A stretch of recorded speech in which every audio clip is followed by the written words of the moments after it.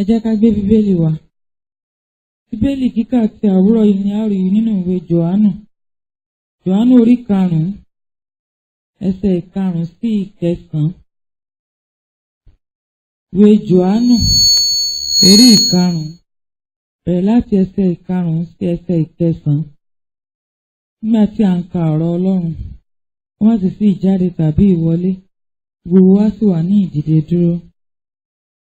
Ọkùnrin kan sì wà níbẹ̀, ẹni tí ó wà ní àìlera rẹ̀ ní ọdún 38. Bí Jésù ti rí i ní ìdùbúlẹ̀, tí ó sì mọ̀ pé ó pẹ́ tí ó ti wà bẹ́ẹ̀, ó wí fún un pé, ìwọ fẹ́ kí a mú ọ lára dá bí? Abirùn náà dá a lóhùn wípé, ọ̀gbẹ́ni, èmi kò lé ẹni tí ìbá gbé mi sínú adágún nígbà tí a bá ń rú omi náà. Bí èmi bá ti ń bọ̀ wá, ẹlòmíràn á sọ̀kalẹ̀ sínú rẹ̀ síwájú mi. Ẹsẹ̀ 9. Jésù wí fún un pé, dìde, gbé àkéte rẹ kí o sì máa rìn. Ẹsẹ̀ 9 tí a ti dánu dúró. Lọ́gán a sì mú ọkùnrin náà lára dá, ó sì gbé àkéte rẹ̀, ó sì ń rìn. Ọjọ́ náà sì jẹ́ ọjọ́ ìsinmi. Kí Olúwa kí ó bù sí ọ̀rọ̀ rẹ̀.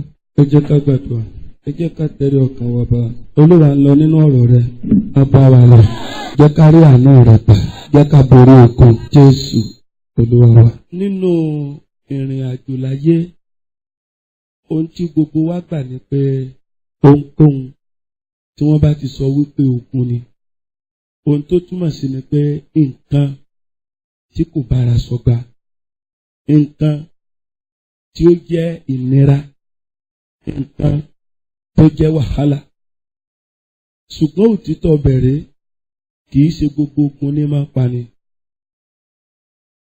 Ṣùgbọ́n gbogbo ogun oní máa tini sí ọwọ́ ikú. Bẹ̀t kì í ṣe gbogbo ogun ní máa pani.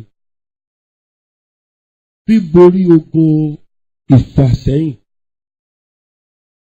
Ogun ìfàsẹ́yìn kì í pani. Ṣùgbọ́n a máa dáni dúró bóníyàn òfin nílé débi tí ń lọ. Ogun ìfàsẹ́yìn ó yàtọ̀ gédégédé sí ogun ìjákulẹ̀. Tí a bá ń sọ nípa ogun ìfàsẹ́yìn, ó tó di pé a lọ wádìí bò láti borí rẹ̀. Ogun tí kìí jẹ́ kéèyàn dé ilẹ̀ lérí, tàbí ogun tí kìí jẹ́ kéèyàn débi ìsinmi bọ̀rọ̀, tàbí ogun tí wọ́n mú kéèyàn wo bí ìsinmi lọ́ọ̀kan, ṣùgbọ́n tí kìí jẹ́ kéèyàn débẹ̀.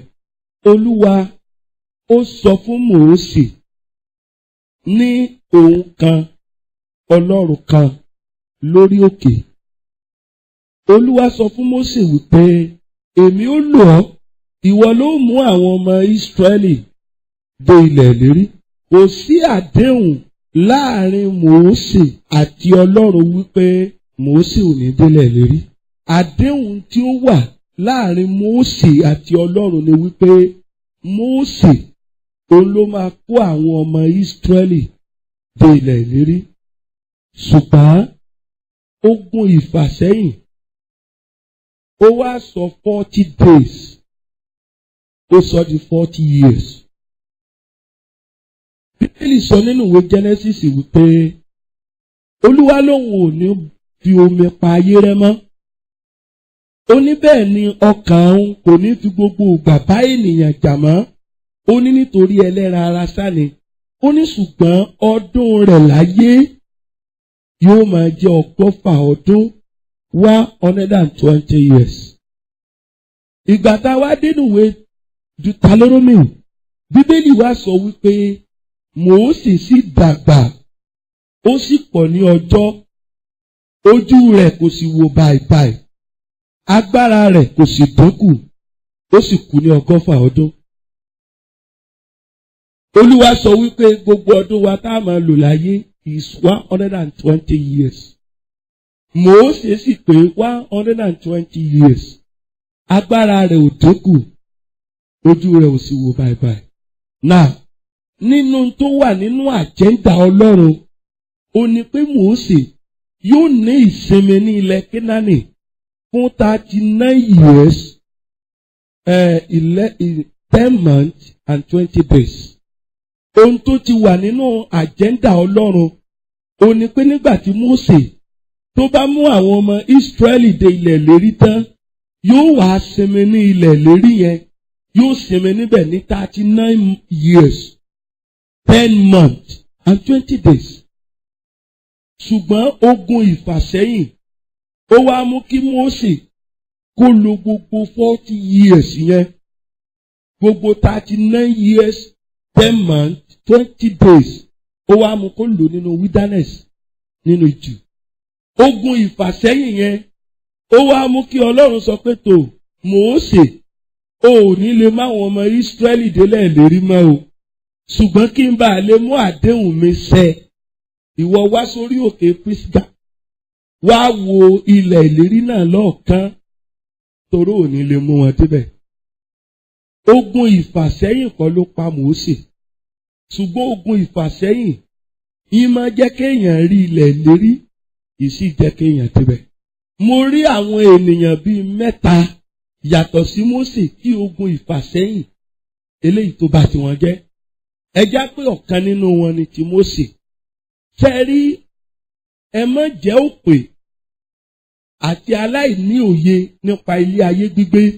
Ọlọ́run ti ṣètò fún àwa Kìrìsìtẹ́nì láti gbénú ayé pẹ̀lú ìrọ̀rùn bẹ́ẹ̀ ká sì tó fìjọba Ọlọ́run ṣèrè jẹ. Ìdí ni pé ó nira kí bàbá kan kó dá kọ́ńpìnì sílẹ̀ kí wọ́n á sọ pé ọmọ ẹni tó ní kọ́ńpìnì yẹn kó máa sí ẹrú nínú kọ́ńpìnì. Títí Ọlọ́run wa ni ayé, Ọlọ́run ló tẹ ayé dó, ó sì fi Jésù ṣe ìràpadà fún wa. Bẹ́ẹ̀ wá ìtàwá tó ń sọ́fà ogun ìfàsẹ́yìn. Ìgbà mo wọnú Bíbélì dáadáa, gbogbo wa là máa ń gbàdúrà wípé kí ìbùkún Ábúráhámù kó wá sórí wa. Ṣùgbọ́n ẹ gbọ́ òtítọ́ ọ̀rọ̀, ogun ìfàsẹ́yìn kò jẹ́ kí Ábúráhámù kó lè jẹun ọmọ. Ẹ má gbàgbé pa ti sọ nípa ti Mósè. Ogun ìfàsẹ́yìn kò jẹ́ kí Séérà kò jẹ́ kó lè jẹun ọmọ. Ábúráhámù kó tó di pé wọ́n kí kú ewu ọmọ Áísákì. Gẹ́gẹ́ bí ìwé Genesis ti wí, Bíbélì sọ wípé Ábúráhámù ó pé 100 ọdún 100 years kó tó di pé wọ́n ó kí wípé ẹ̀sà ẹ kú ewu ọmọ ìlérí Áísákì. Bíbélì sọ wípé Ábúráhámù ó pé 100 years. Séérà ó pé 90 years. Nígbà tí Dáfídì ó wà máa sọ nínú Sáàmù, ó ní 150 ó ní ọdún aláyé. Ó ní béèyàn bá lò jù bẹ́ẹ̀ lọ, ó ní pẹ̀lú làálàá àti ìdààmú ni. Ohun tí Dáfídì sọ níbẹ̀ yẹn kò sọ pé 70 years là kú, ṣùgbọ́n kéèyàn lè enjoy ohun gbogbo tọ́lọ́run dá sínú ayé.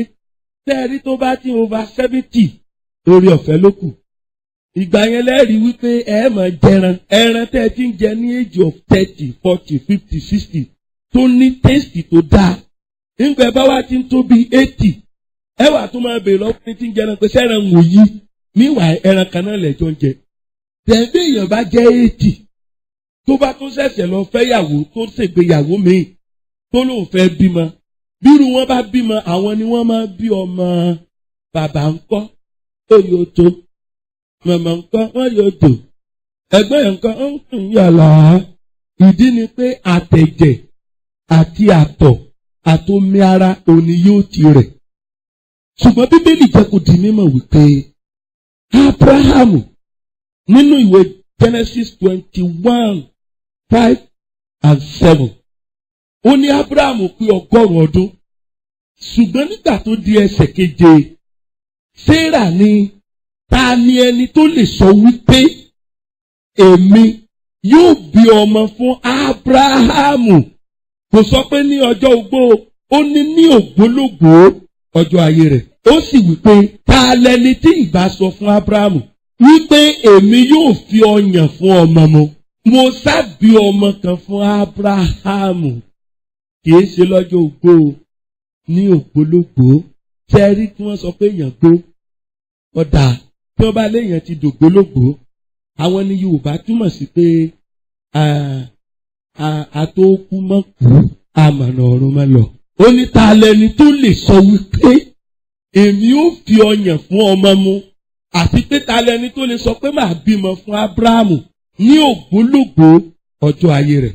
Ẹ wá wò ó, nígbà tí Ábúráhámù pé 100 years, ó ní wọ́n kí kú ewu ọmọ Áísákì, àbí bẹ́ẹ̀ kọ́? Ṣùgbọ́n Bíbélì sọ nǹkan nígbà tí a dé ẹsẹ̀ 24 àti 60, especially 67. Ẹ gbọ́ dáadáa.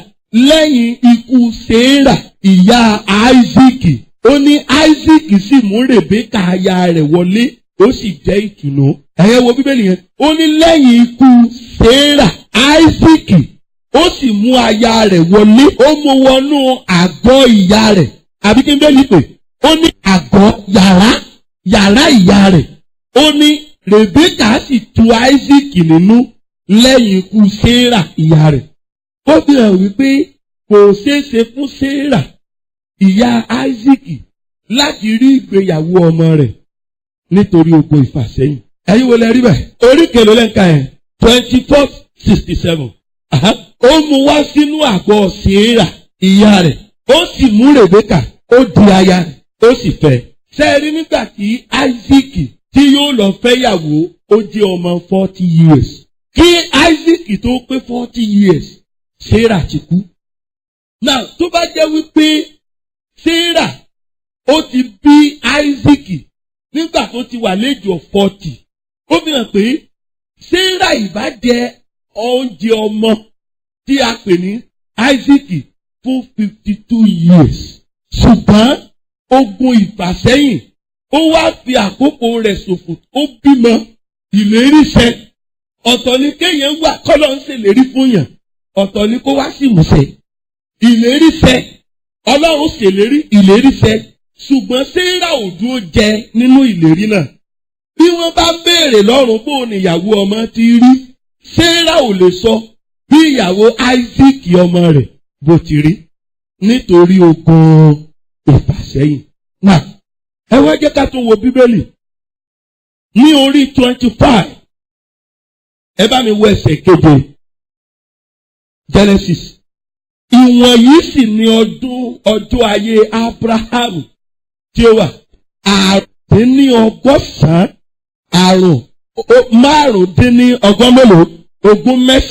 ogún mẹ́sàn-án yẹn is 180.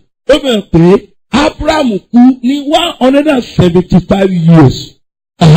Ábúráhámù ó sì jọ̀wọ́ ẹ̀mí rẹ̀ lọ́wọ́. Ó kú ní ògbólógbò arúgbó. Kí ni mo wá fẹ́ fàyọ? Ó yá, ẹ wá lọ tààrà sí ẹsẹ̀ 11. Kí ló wá wí? Ó sì ṣe lẹ́yìn ikú Ábúráhámù. Nígbà tí Ábúráhámù ń bẹ láyé, Ọlọ́run ò tí ì bùkún Áísákì. Áísákì ò tí ì dẹni ìbùkún. Ó yá, please check your Bible. Ó ló sì ṣe lẹ́yìn ikú Ábúráhámù. Sẹ́rí gbogbo ìwé ẹ̀sìn pátá kò sí eléyìí tá a lè fi wé Bíbélì. Bí nǹkan bá ti ṣẹlẹ̀, Bíbélì ò ní fi kún, kò dẹ̀ ní yọ kúrò. Ǹjẹ́ mọ̀ pé Áísákì ò ṣoríire? Áísákì ò dẹni ìbùkún. Ayọ̀ Áísákì ò kún nígbà tí Ábúráhámù ń bẹ láyé. Ìdí ni pé táìmù tí Ọlọ́run ti sọ wípé Áísákì yóò di ńlá, ìfàsẹ́yìn eléyìí tó bá Ábúráhámù kò jẹ́ ká Ábúráhámù lè dúró de àkókò yẹn mọ́. Nígbà tí Ábúráhámù kú tán, éèjì tí Áísákì yẹ kó dìde, éèjì yẹn ò tàsé. Ó dìde, ó di ọlọ́rọ̀, ṣùgbọ́n ó di ọlọ́rọ̀ lẹ́yìn ikú bàbá ẹ̀. Bàbá ń sọ wípé èèyàn jẹ wọn mọ́, ẹyọ Ábúráhámù kúrò níbẹ̀. Ábúráhámù ò tẹ́sítì oúnjẹ ọmọ. Ìdí ni pé ogun ìfàsẹ́yìn, ìlérí ṣẹ Olúwa jẹ́ kó bímọ o, ṣùgbọ́n ogun ìfàsẹ́yìn kò jẹ́ kí Ábúráhámù kó mọ bí ọrọ̀ ọmọ rẹ̀ bó ti tó. Ogun ìfàsẹ́yìn. Nígbà mo wá wo Bíbélì, torí ogun yẹn ìmọ̀ jà láti ibìkan débìkan ni. Bẹ́ẹ̀ nítorí àkókò. Nígbà wá dórí Áísákì, Bíbélì jẹ́ kó di mọ̀ pé Áísákì ṣègbéyàwó bóyá ní orí 25 ẹsẹ̀ 19. Ṣùgbọ́n nígbà tí Áísákì ṣègbéyàwó nínú ìwé Genesis 25:19, Áísákì ní ó tètè mọ̀ bí. Áísákì ṣègbéyàwó late 40. Bẹ́ẹ̀ ó bímọ late of 60, almost 20 years. Òun ló fi dúró. Nígbà wá dúró ló wá rí wípé irú ogun ìfàsẹ́yìn tó ja bàbá àwọn, tí bàbá àwọn ò fi jẹun ọmọ, irú ogun yẹn ló dìde. Ogun yẹn ló dìde sóhun. Ẹ lọ wo Bíbélì yẹn dáadáa. Wọ́n ní Áísákì sì lọ síwájú Ọlọ́run ó sì ṣìpẹ̀, ó bẹ̀bẹ̀, ó bẹ Olúwa. Ẹ gbọ́ gbólóhùn yẹn. Torí any day anytime tí ẹ bá sí láti borí ogun tí ń dání tí kì í jẹ́ kéèyàn délẹ̀ lérí, ogun ìfàsẹ́yìn, ohun tó ṣe ni pé wàá bẹ Olódùmarè. Isaac bí Ọlọ́run tóró mọ̀ pé bóun bá máa jẹun ọmọ kì í sọ ọmọ ọlọ́mọ lòun máa jẹ́ǹjẹ rẹ̀. Ọmọ tó gẹ́gẹ́ bí nínú ojú rẹ̀ ń ṣe bàìbàì, kò ríran dáadáa mọ́. Ó wá pe ọmọ rẹ̀ Ísọ̀, àkọ́bí ọmọ rẹ̀. Ó ti sọ fún wípé ọmọ mi ò padà ló pè, bá mi èmi rèé. Ó wá sọ fún wípé wò ó náà, èmi ti di arúgbó. Ẹ gbọ́ dáadáa, mo ti darúgbó, bẹ́ẹ̀ tí mi mọ ọjọ́ tí màá kú. Ìjẹ́ nísinsìnyí èmi ń bọ̀ lọ mú ìbọn, ọfà, ọ̀kọ̀, àdá, ọ̀bẹ lọ sínú igbó lọ pẹran wá fún mi. Tó o bá ti pẹran dé, èmi ó jẹ níbẹ̀. Ẹ jòkó, bí mo bá ti jẹ níbẹ̀ màá súre. Sẹ́ẹ̀rí nígbà tí ń sọ fún Ísọ̀, Rèbékà ti gbọ́, ó ní kí Jákọ́bù náà lọ sí. Nà ìgbà mo wá wo Bíbélì dáadáa, kìí ṣe níjọ́ yẹn ni Isaac bẹ̀rẹ̀ oúnjẹ ọmọ o. Ó ti ń jẹ tipẹ́. Ṣùgbọ́n nígbà tó darúgbó, ọwọ́ ni kó má jẹ́ pé ikú ó máa kó fàáhùn. Ikú tí kìí sọ fún ni kó tó pa ni. Ó nítorí náà jẹ́ kí n jẹran ìgbẹ́ rẹ lónìí kí n súre fún ọ. Ẹ gbọ́ mi dáadáa. Ṣé ẹ rí púpọ̀ ẹ̀yin tí ẹ ń béèrè ìbùkún? Àṣírí ibi tí ìbùkún wà lẹ́ẹ̀mọ́ o. Ọ̀nà mẹ́ta ó rọrùn dáadáa láti dẹni ìbùkún. Nọ́mbà 1, ẹ kọ́ bí wọ́n ti fi fún Ọlọ́run. Ìdámẹ́wàá àti ọrẹ ọjọ́ ìsinmi. Sórí Bíbélì sọ wípé ẹnikẹ́ni tí kò bá san ìdámẹ́wàá, Olúwa là á ti fi ré. Ìtumọ̀ fi ré ni pé a ti fi ṣépè. Nọ́mbà 2, wòmí bí ìyá rẹ̀ bá jẹ́ àjẹ́, tí ìyá rẹ̀ bá jẹ́ oṣó, máa tọ́jú rẹ̀. Máa rí i pé lóṣù, lọ́sẹ̀, òun mú kankan lọ fún ìyá rẹ̀, òun mú kankan lọ fún bàbá rẹ̀. Lẹ́yìn ìgbà yẹn, ṣé ẹ rí Bíbélì sọ wípé ẹ máa pèsè fún ilé ìgbàgbọ́. Ẹ gbọ́ àṣírí gbogbo ẹ̀dá nínú yín tí yóò bá méjì ẹ̀ tí ẹ dẹni ìbùkún, ẹ kọ́ bí wọ́n ti ṣe fún ìránṣẹ́ Ọlọ́run. Pọ́ọ̀lù àpọ́sítélì ó lémi ò sọ eléyìí torí pé mo jẹ́ aláìní. Ó nítorí mo gbà wípé ní ipòkípò tí mo bá wà, mo ti kọ́ láti ní ìtẹ́lọ́rùn. Ní ìtẹ́ mẹ́tẹ̀ẹ̀ta yìí, Isaac ni ẹ lọ gbé wá fún mi. Nígbà tó sì jẹ, ó sì bless him. Bíbélì sọ wípé Isaac kú lógbólógbó, ṣùgbọ́n òun ogun ìfàsẹ́yìn ò borí rẹ̀. Ẹ wá já lọ́wọ́ ẹnì kẹta yẹn òun náà borí o. Òun ni Jóòbù. Sẹ́rí gbà mò ń ka ìwé Jóòbù dáadáa.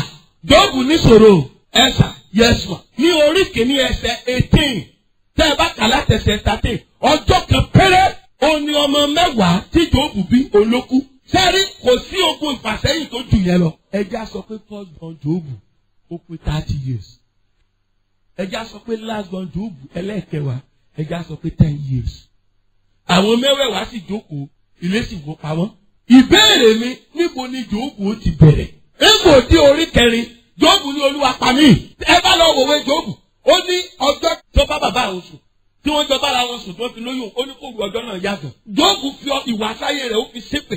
Ṣùgbọ́n nígbà mo dénú ìwé Jóòbù orí 41, Bíbélì sọ wípé Olúwa ó dá gbogbo ìkólọ Jóòbù ó dá padà.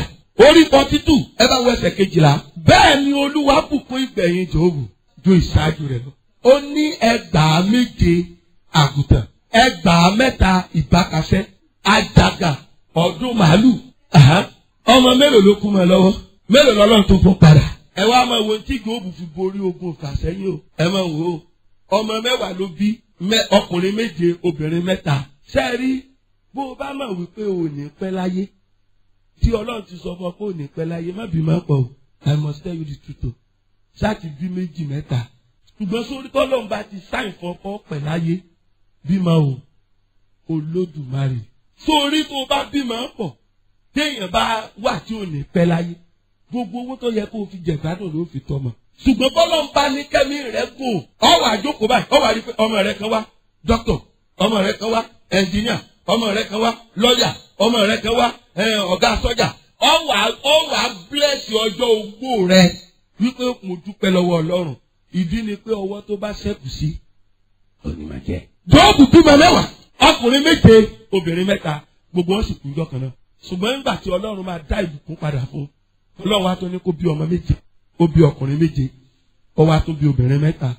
Ẹ wá gbọ́n tí Bíbélì wí, ó wá ní lórí gbogbo ilẹ̀ àgbáyé nígbà náà kò sí ẹni tó fáìn tó àwọn ọmọbìnrin Jóòbù, àti ní gbogbo ilẹ̀ náà kò sí obìnrin tó lẹ́wà bí àwọn ọmọbìnrin Jóòbù.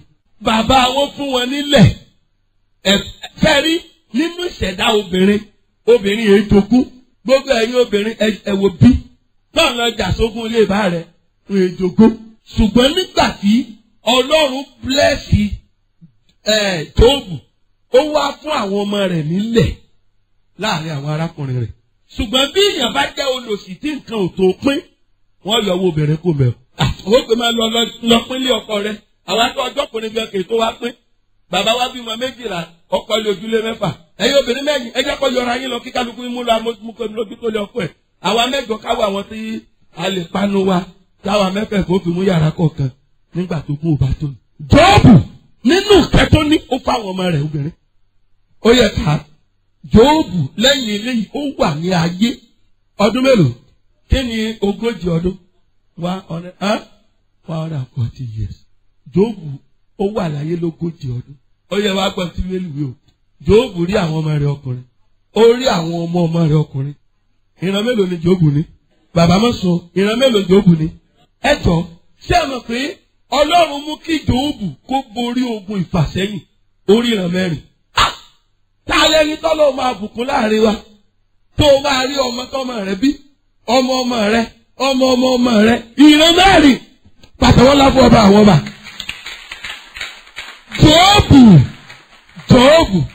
Jóòbù orí ìran 4 torí kó borí ogun ìfàsẹ́yìn.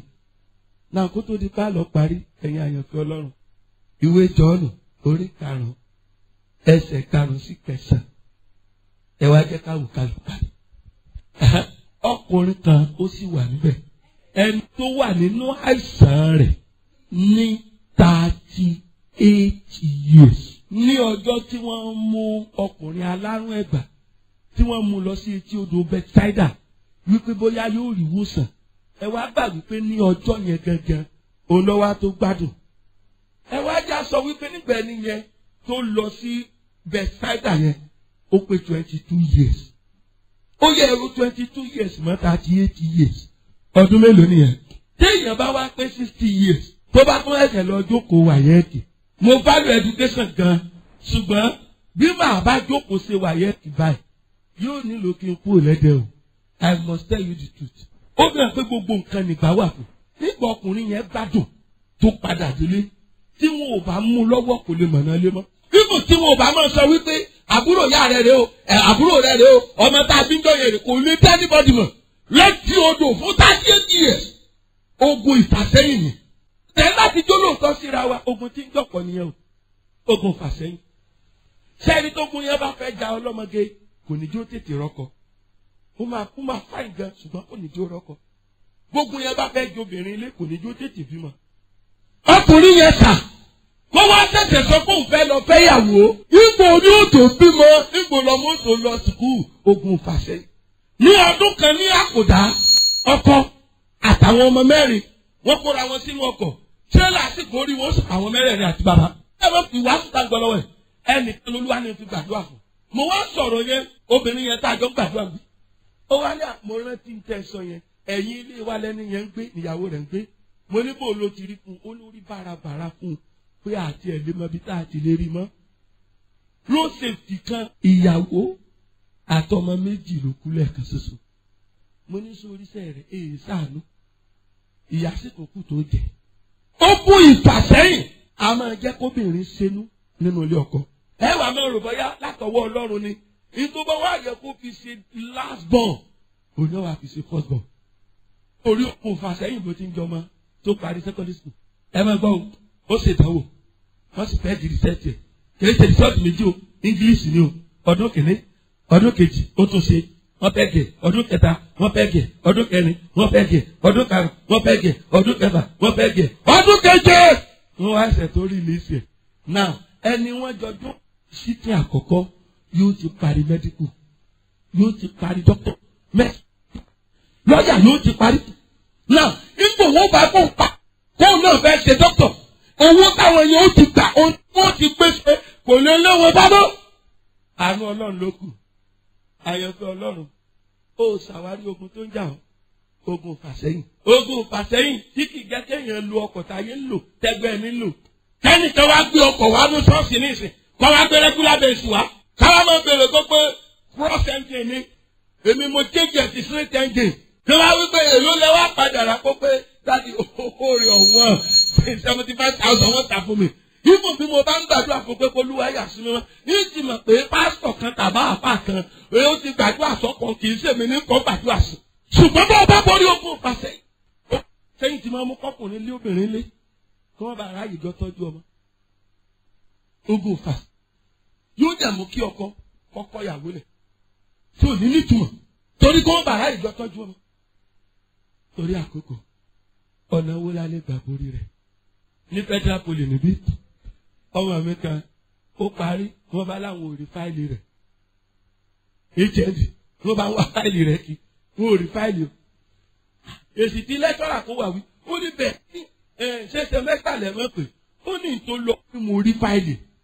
Ó ní bẹ́ẹ̀ tí mi ìpadà rí fáìlì rẹ mọ́. Eré wọn mọ̀ pé ó ní bẹ́ẹ̀ plastic number mi rè gbogbo nǹkan mi rè wọ́n ní sùúrù. Ẹ wo àwọn tí ń sì fi lọ sáfíìsì ẹ̀kíní. Wọ́n fi lo ẹ̀kejì. Wọ́n fi lo ẹ̀kẹta.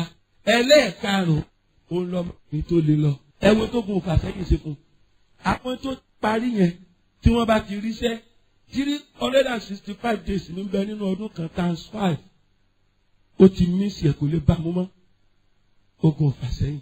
Ọ̀nà mẹ́ta tó ti lè borí. Ọ̀nà àkọ́kọ́ ṣẹ́ẹ́rí to be a born again Christian we don't know the meaning. Ọ̀pọ̀ gbàdá I'm a born again Christian. You are not a born again Christian. Really you are a born again Christian. You will know your father. Then you become a son of God. Bó bá jẹ́ kó tú lówó ọmọ Ọlọ́run náà, you can never suffer again. Because Bíbélì sọ pé ọmọ kìnìún a máa ṣe aláìní ebi a sì máa pa wọ́n. Ṣùgbọ́n gbogbo àwọn tó bá gbẹ́kẹ̀lé Olúwa. Òun ò lè ṣe aláìní ohun tó dára. Number 1. Àbí kò dàtúnbí tòótọ́. Ó rí pé gbogbo ìgbà tá a bá ń sọ̀rọ̀ a máa sọ̀rọ̀ lórí àtúnbí tòótọ́. Nínú àdúgbò yín kí wọ́n lè pé kò mójú tó wó. Nínú àdúgbò yín kí wọ́n lè dá ọmọ pé Kírísítẹ́nì ni ọ́. Number 1 àfi kò dàtúnbí. Number 2 àfi kò jáládùá àti aláwẹ̀. Kó o fi lè borí ogun fàṣẹ́yìn. Number 3 ìyẹn lé o. Number 3 ṣàwárí ibi tó gun ti ń jà. Kò má bàa gbàdúrà lásán. Ní Monday tó lọ yìí, mo ní àwọn àlejò sọ́jà 3 pẹ̀lú AK-47. Àwọn sọ́jà 3 AK-47 ìmọ̀ àwọn tó ń bẹ lọ́dọ̀ mẹ́gbà AK-47 7 ti wọ́n rí báyìí tí wọ́n lọ wú. Èmi ò ṣẹ̀ṣẹ̀ lú o. Nítorí wàá tún mú wọn bọ̀ òun wá ẹsẹ̀ wọlé mo ní bọ̀ tiẹ̀ ni. Ó ní dáàdi mo kẹ̀kẹ́ pray pẹ̀lú wa ni. Ẹ mọ̀ kan tó ṣẹlẹ̀. Èmi ni mò ń béèrè divine connection. Ọlọ́run dẹ̀ answer mi. Ṣùgbọ́n mi ní material fún ohun tí mo béèrè fún. Tó bá jẹ́ wípé mi ní fàṣẹ́yìn lórí ètò ẹ̀kọ́, àwọn 3 yóò tún mú 3 mi wá. Àwọn 4 ó tún mú 4 wá. Ìgbà tí ń bá lo 5 years màá ti ní sọ́jà lẹ́dẹ̀ tí ó ti tó 25. Bó wàá ti jẹ mí lówó tó kù ní san. Dídé kó já lọ gbàdúrà. Bá Ọlọ́run sọ̀rọ̀ pé mo fẹ́ borí ogun fàṣẹ́yìn. Aṣọ today. Olúwa mo fẹ́ borí ogun rẹ̀. Ogun delay. Tó lè gbàdúrà. Okay, let me help you. Jẹ́ 3 péré. Still pray. Alága ọkùnrin ní tender age. Fẹ́mẹ́tì ju 55-60 lọ. Kọ́mọ yín ti parí mẹ́sìn. Só nílò kẹ́ ṣẹ̀ṣẹ̀ wá kọ́sọ́ngbó dọ́kítọ̀. Nígbà tó mọ yín ti lọ parí master degree ẹ̀ ní Amẹ́ríkà. To be a doctor. Ṣùgbọ́n wọ́n wà láyé kò sí yẹn. Ọmọ wa kọ kúta lọ́mọ wa dìde. Wọ́n wá lọ ya àwòrán síbi ibojì rẹ̀ ló wá ṣe báyìí. Ìyẹn wá ṣe wá kọ bàbá bàbá Reverend, bàbá Doctor, ọwáyé ìlérí ṣe ṣùgbọ́n mi ò jẹ́ mbẹ́. Olúwa gbà mí lọ́wọ́ ogun fàṣẹyìn. Wò mí dáadáa. Wò mí dáadáa. Níjẹjọ aṣọ lórí májẹ̀mú àánú gbàdúrà 3 péré. Mi ìfẹ́ dá wa dúró. Olúwa mú mi borí ogun fàṣẹyìn. Please my dear brother, pray. Àdúrà pray. Ọlọ́run ogun ìfàṣẹyìn tó ja bàbá àti ìyá mi jẹ́ tèmi borí ẹ̀. Ẹ̀yin gbàdúrà gbogbo agbára ni ẹ fi gbà á. Ọlọ́run Olódùmarè ogun ìfàṣẹyìn tó ja bàbá àti ìyá mi. Olúwa jẹ́ mi borí ẹ̀. Ó yẹ borúkọ Jésù gbàdúrà.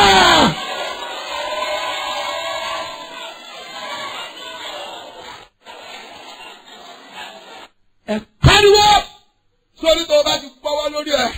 Wàá pariwo ogun ìfàṣẹyìn. Ẹ wò ẹ sọ̀rọ̀ gẹ́ o. Ó yẹ jáde lára mi. Ó yẹ borúkọ Jésù gbàdúrà.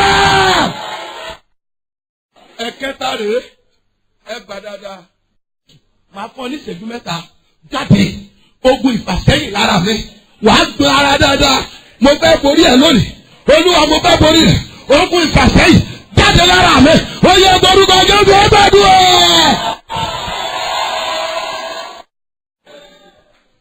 Ọlọ́run aláàánú àtolóore ọ̀fẹ́. Àwa mọ̀pá lè dá ogun yẹn ṣẹ́. Ìwọ ni ajagun ṣẹ́gun. Gbogbo ogun ìfàṣẹyìn nínú ayé ẹnì kọ̀ọ̀kan. Ẹni bá rí àmì ṣe ó yá kó gbiná sọ̀nà.